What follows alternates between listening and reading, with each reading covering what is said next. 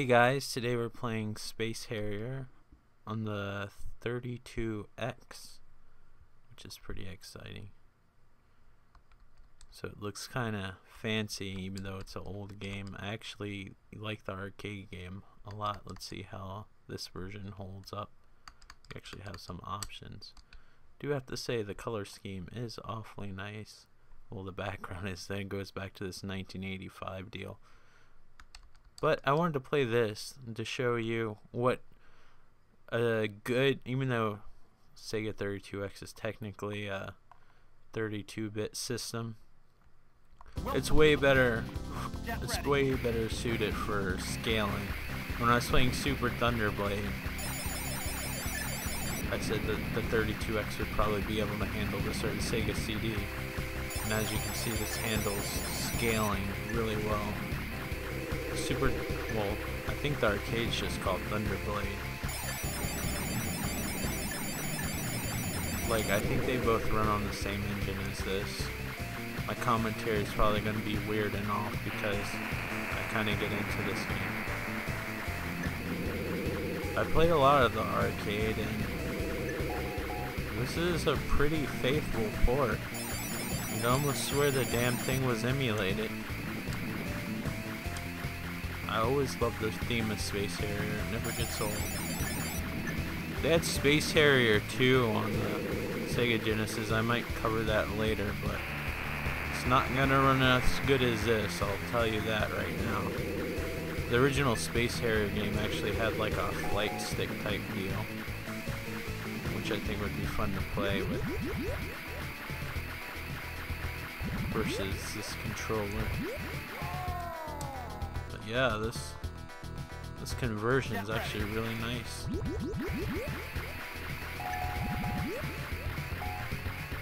I am surprised they just released it on one cartridge. You think maybe they'd release a few games around the same time, like maybe Afterburner with Space Harrier and maybe Outrun. I think that would have been a better deal, especially since it's on the 32X.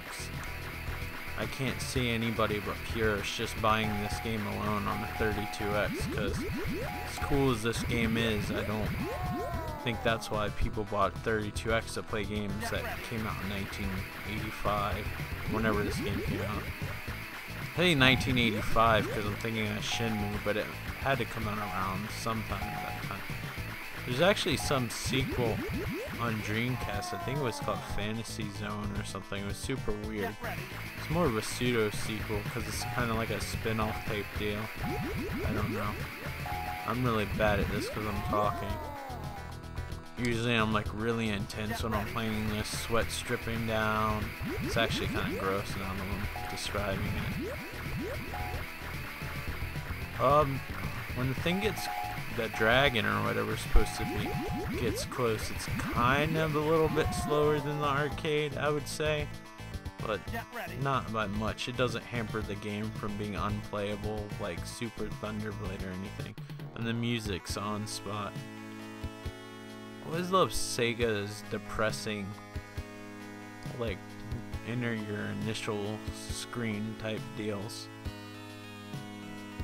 I'm colorblind and I'm having a hard time to see where my cursor is.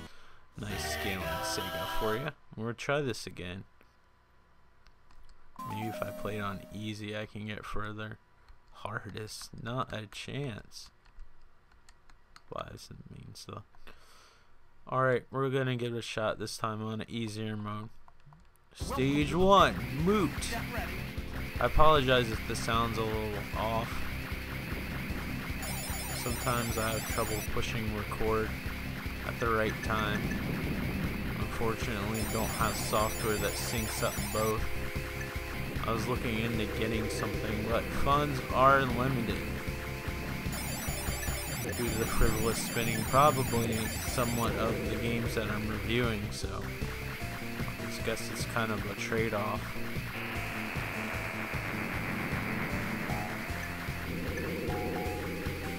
I guess maybe this is easier because the projectiles move slower. I don't know. Love the Space Harrier music. I can't say that enough. there is this game called Super Load Runner on the NES. Why Super, I have no idea. But kind of looked like this, except I don't think you could fly. And it came with a pair of like anaglyphic or anaglyph, I forgot what the proper term is.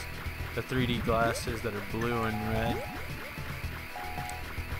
You can have a 3D mode if you push select, kind of like the way Rad Racer did. I think both games are actually made by Rare. I like if you go down, it just runs really fast. If any human being ran that fast at the speed he's going, his heart would probably explode like a turtle in a microwave.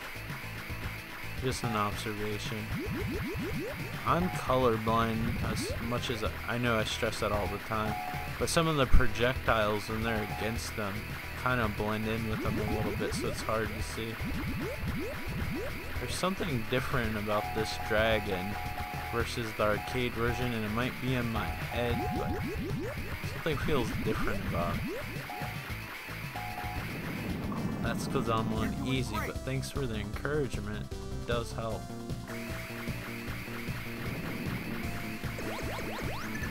Oh, Sega Genesis, if you just only learned how to scale like this, you didn't need to have that mushroom-like add-on that was on top of you.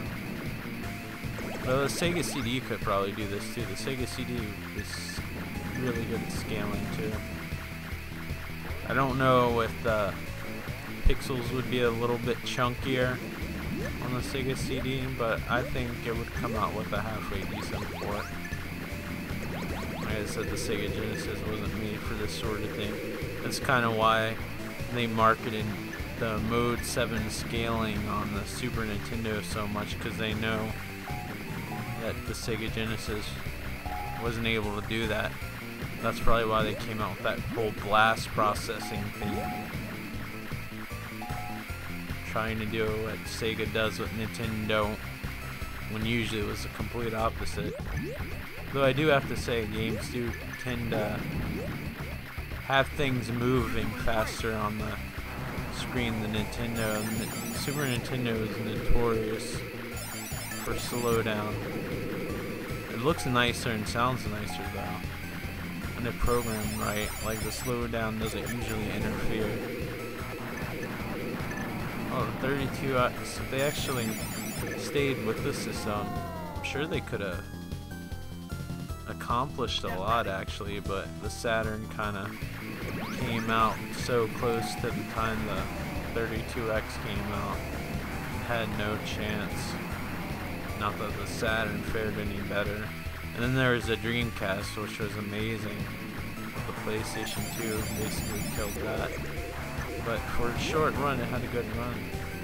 Every once in a while, there's homebrewers that still make games for it. Apparently I'm still alive.